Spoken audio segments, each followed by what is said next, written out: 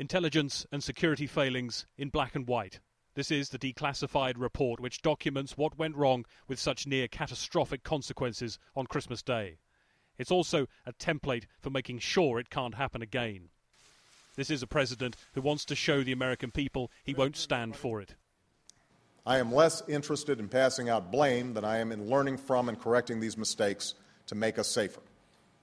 For ultimately, the buck stops with me. As president, I have a solemn responsibility to protect our nation and our people. And when the system fails, it is my responsibility. We learned little new. The intelligence services had plenty of information that Umar Abdul-Muttalib was a threat to the United States before he boarded that plane loaded with explosives. They weren't aggressive enough. They didn't join the dots. He should have been on a no-fly list. Obama's heads of intelligence and homeland security will now have to put it right. I told the president today, I let him down. I am the president's assistant for Homeland Security and counterterrorism. And I told him that I will do better, and we will do better as a team. How do we identify someone before they become radicalized to the point where they're ready to blow themselves up with others on a plane? And how do we communicate better American values and so forth in this country, but also around the globe?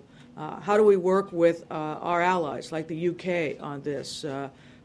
That's been a major topic of conversation between us and the UK over the prior months. CCTV images of another security breach at Newark Airport at the weekend will create more concern. A TSA officer is seen asking a man to move away from the secure area.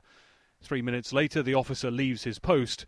40 seconds after that, the same man walks back past the desk and straight into the secure area.